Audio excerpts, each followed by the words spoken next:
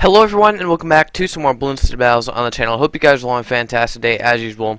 So for this episode we are playing Sub2Pewds.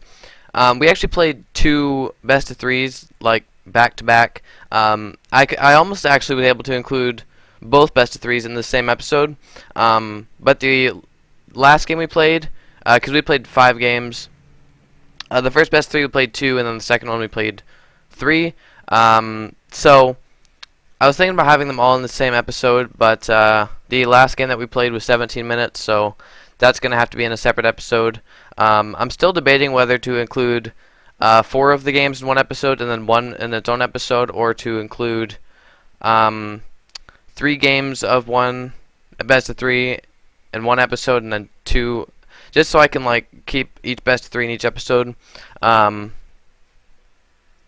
I think what I'm going to do is, because I don't want to make the video too short, because if I include the first 2 games that we played, it'll be like 9 minutes. Which I've done that, which I have uploaded a 9-minute video before, so I might just do that again for this one, just to keep the best of threes kind of with each other. Because that's what I did. I did a 9-minute video with Arctic Wind recently as well, where I included just one best of 3 in one episode, and then another one in another episode, just to kind of keep things not confusing. So I think I'm going to do that for this one. So this will probably be like a 9-minute episode.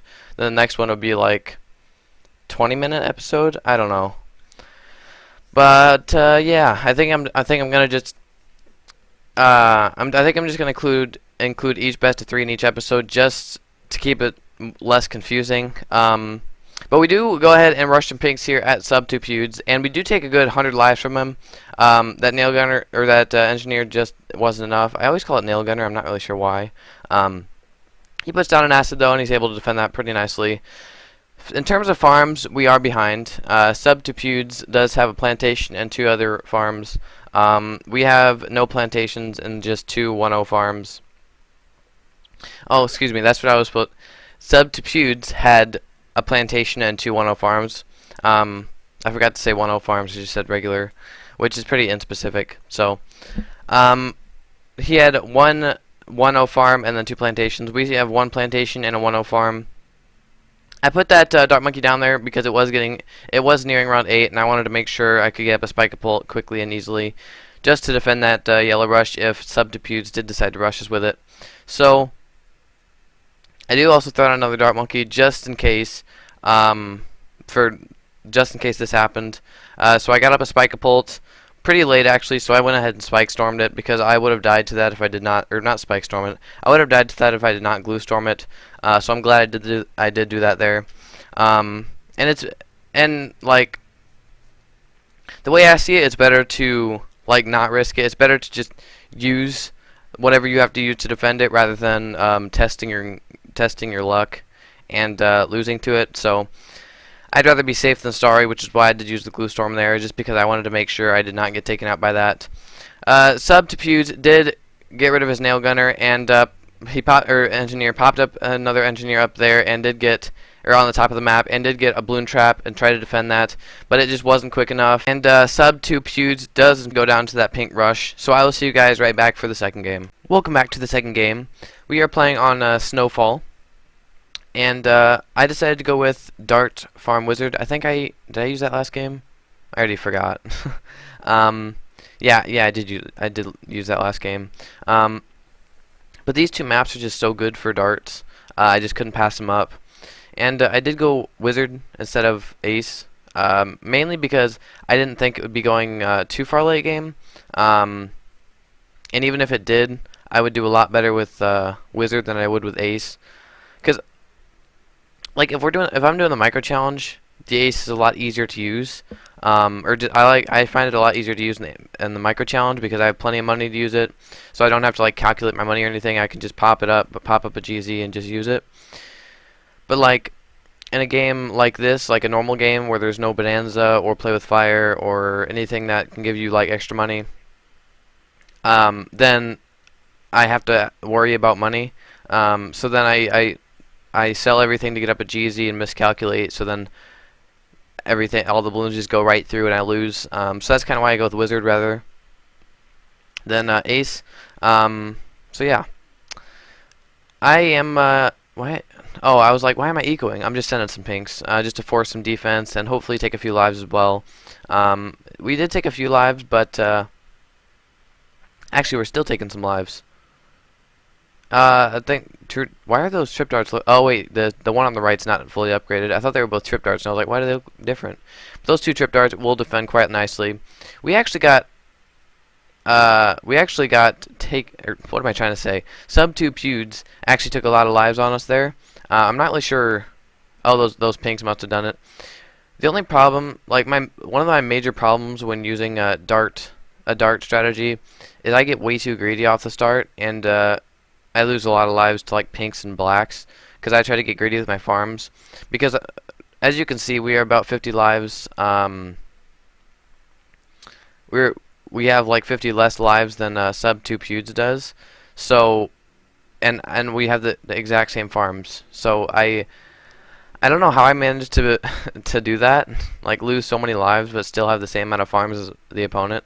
I don't know. I really don't know how I managed to do that. We are in the lead though, slightly. We got our second plantation a little quicker, but it's getting close to round 8. So I popped up a ninja, as did our opponent, just kind of preparing for round 8 yellows, trying to get up that spikeable in time. It's good even if your opponent does have a dart monkey, and you know that they're just going to get up that spikeable. It's good to always send, even if you're not sending too much. Even still send, like he did to us right there, like he sent to us, which it did forced up some defense. So that's kind of why you always want to send, even if it's not very much. I sent a few right back at him as well, to force up that spikeable on his side as well.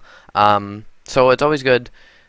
Like, you don't need to like all out or anything, or like waste a bunch of money on the rush. Just send enough to where you would know that it would force up some or force up a spikeable. We also got up our wizards here. Regen lead was actually a good rush on his part because I had a 1/1 wizard and regen leads. Regen leads are actually pretty good against lightning wizards as well. When there's dart monkeys there and stuff, they managed to split up the damage pretty well and managed to take out those leads. Not too difficulty, but I'm saying that I did lose about 30 lives to him. So yeah, so now we are down to 34 lives, about 50 less lives than our opponent, and we both have the. Actually, no, we're behind in farms, and we have 50 less lives.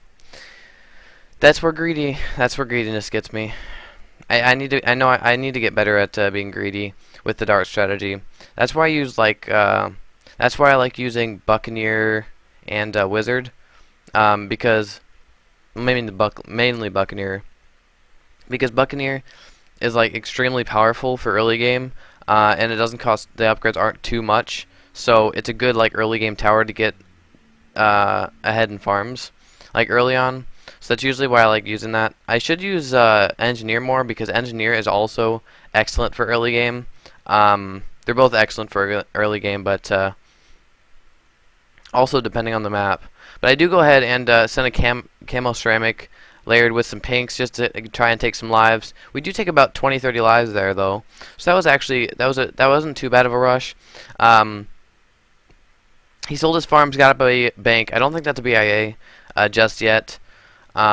Which, if you're going for a bank, I would recommend getting a BIA because a BIA is a lot better. Like, it builds up a lot more money and a lot faster than the bank does, I do believe. So that's kind of why if you're going to go for a bank, you want to go all out with the bank and get a BIA.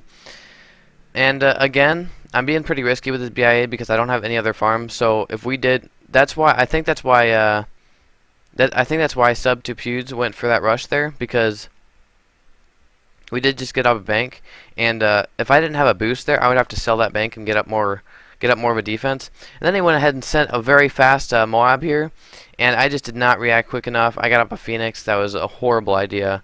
I mean, it wouldn't have been a bad idea if I would have done it sooner, but I didn't do it. I didn't do it soon enough, so it was definitely my fault. The Phoenix most likely may have stopped it if I would have just got it up sooner, as well as a glue storm. A glue storm combined with the Phoenix would have definitely taken it out. But that's going to go ahead and do it for the second game, and I'll see you guys right back for the third game. Welcome back to the third game, and for the decider game, we got Snowy Castle. And I went ahead and went with Wizard Buccaneer Farm. And the basic idea for this map of what I was going to do was put a Buccaneer at the bottom of the Snowy Castle. The Buccaneer on this map is really good at the bottom of the Snowy Castle. Like if you have a regular Buccaneer like 0-0 Buccaneer, it can probably last you till like round 4 or 5 if the opponent doesn't send you any Bloons. A 0-1 Buccaneer can actually probably last you till round 5 or 6. I don't think it can. I think you need a 1-1 Buccaneer for round 6, because that's when like blacks usually come. Or they don't come naturally, but the opponent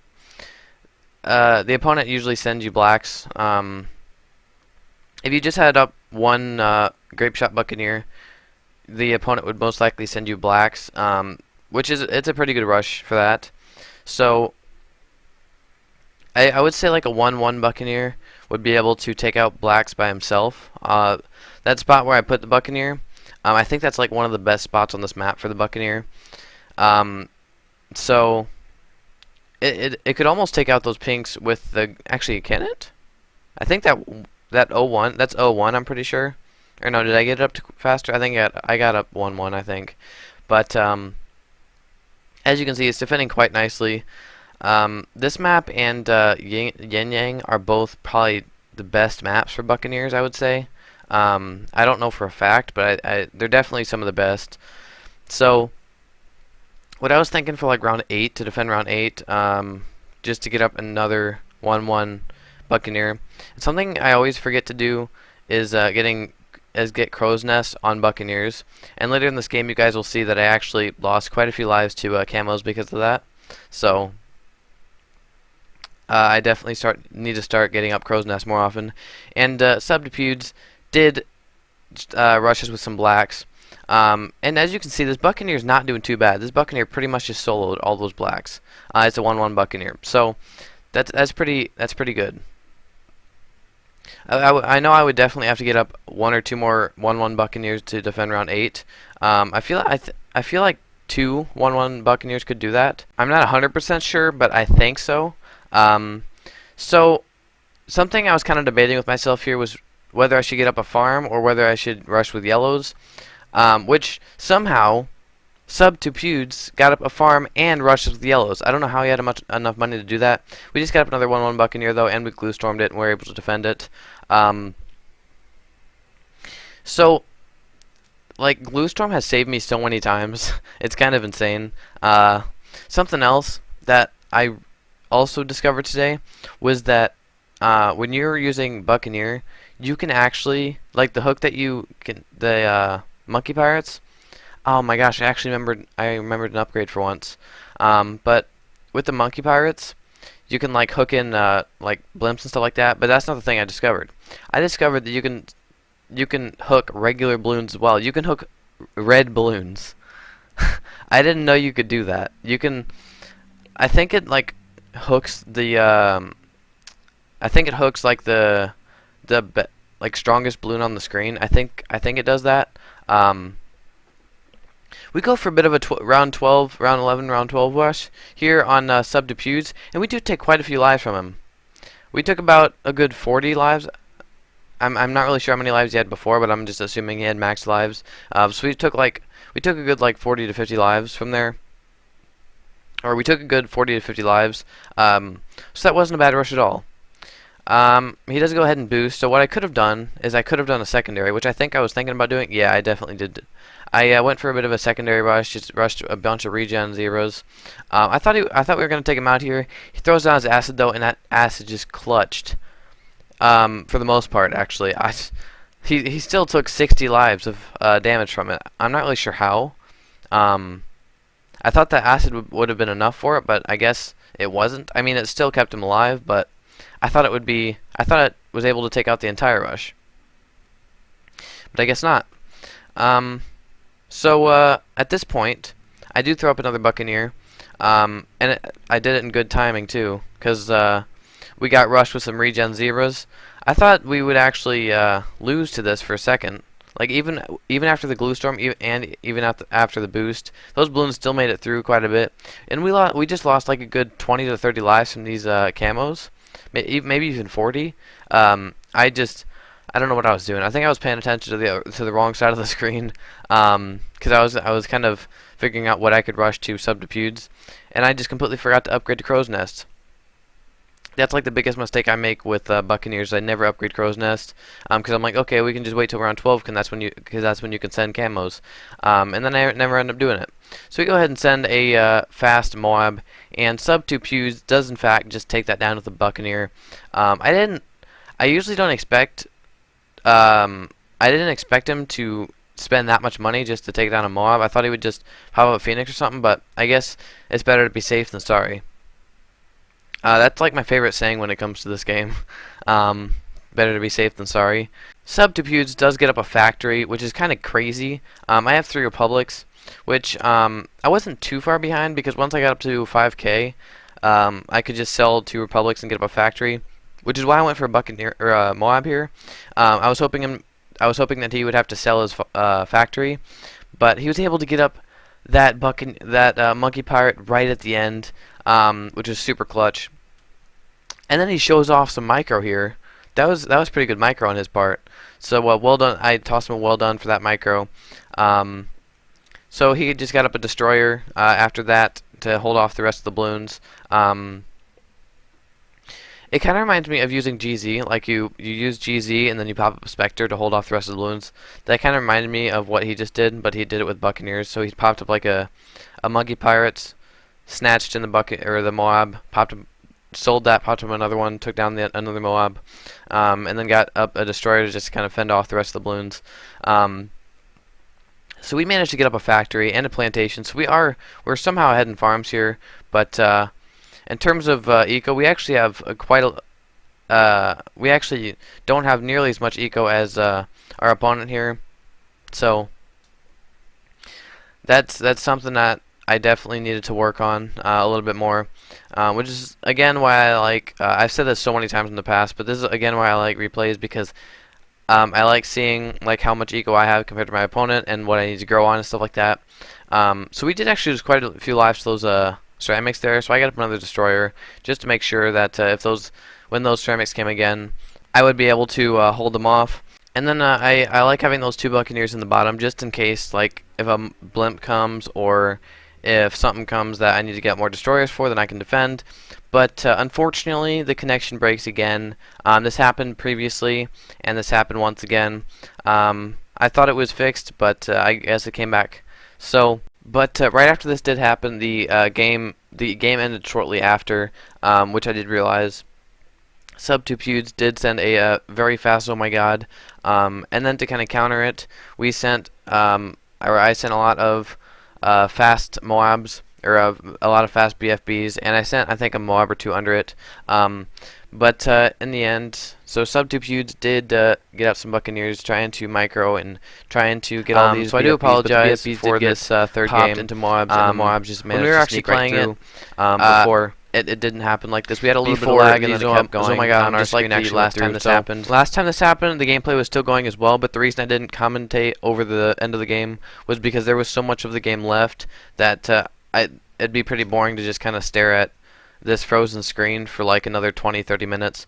So that's kind of why I didn't do that for last time. But I'll do some research and maybe figure out like how or why this problem happens, and maybe how to avoid it so this doesn't happen for any future episodes. That was actually a full game we played, so we didn't like redo it or anything, because we didn't get disconnected or anything. That was just in the replays. So we did play 2 best of 3s back to back, so I will be thanking him in the next episode for that second best of 3, or for both the best of 3s. But if you guys would like to play me, just let me know in the comment section below, and I'll be sure to get to each and every comment as soon as I possibly can. But hope you guys did enjoy. Thank you so much for watching, and as always, I'll see you beautiful people in the next episode.